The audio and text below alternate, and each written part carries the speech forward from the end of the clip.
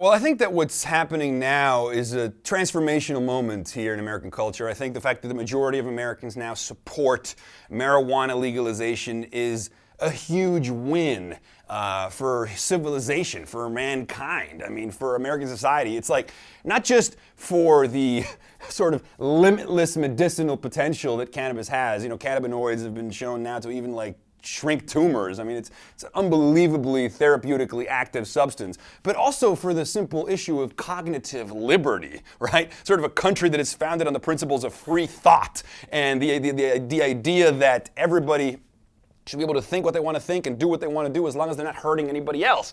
And this is nowhere more exemplified than in the right to choose a marijuana joint over a martini if that's what floats your boat.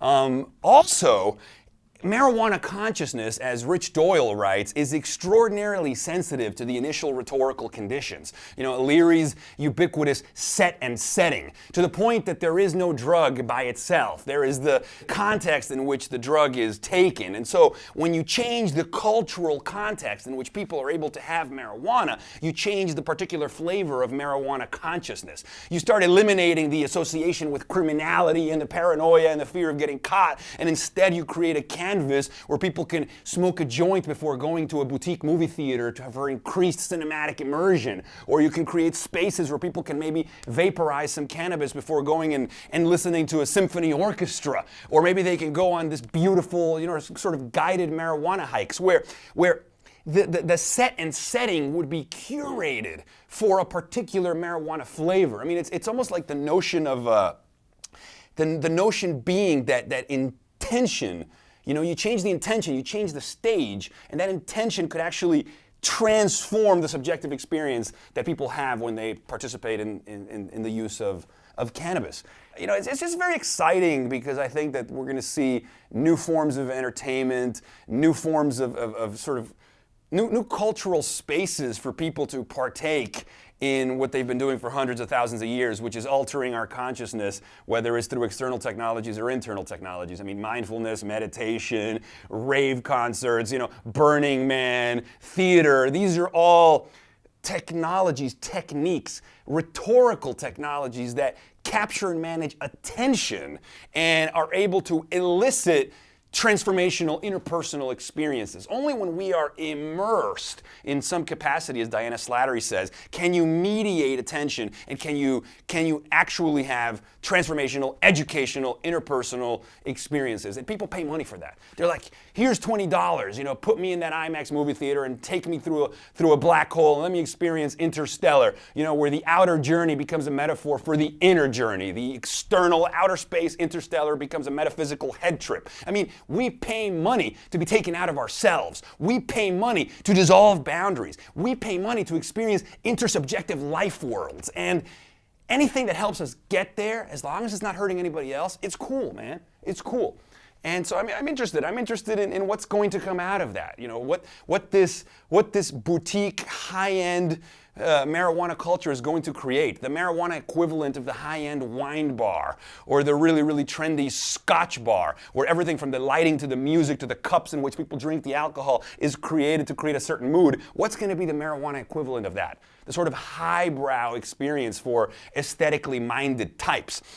It's a great book by David Lenson where he talks about the marijuana consciousness as one which creates this dialectical pattern of reconcilable estrangement. So the first thing that happens, and again, reconcilable estrangement with the world of perception. So the first thing that happens is there's an italization of experience by distancing you from the set of stimuli. It's why a sort of a aesthete might smoke a joint before going to the Guggenheim. He's going there to experience first an alienation from the world of ordinary perception so that things become novel, new, and interesting and strange. And then there's a reconciliation with that estrangement. So the world is italicized, the world is seen as if for the first time, and then right afterwards, there's a witnessing of that transformation and a reconciliation with the world of objects so that the thing that is seen as if for the first time can be regarded, can be revered.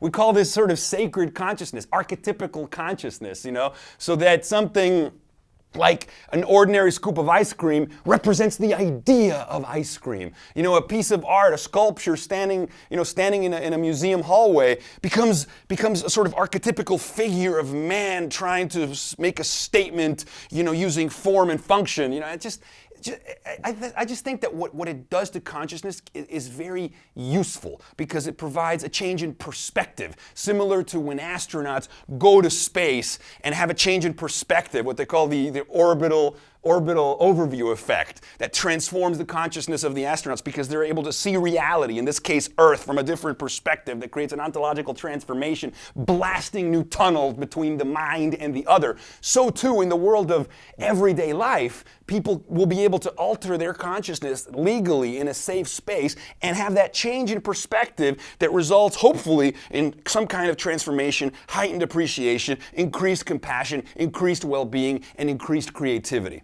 It reminds me a bit of that Stanford study on the subject of awe, where they described awe as an experience of such perceptual expansion or such perceptual vastness that you have to reconfigure your mental maps of the world to assimilate the experience. So maybe the first time you saw the Grand Canyon, the first time you saw the IMAX film of the Hubble Space Telescope, and it turns out that awe, once it passes, leaves us with all these increased feelings of bliss, well-being, creativity, compassion, kindness, right? And so if we're able to mediate and assist eliciting those sensations of awe, in this case by legalizing marijuana in safe context, then why shouldn't we do that?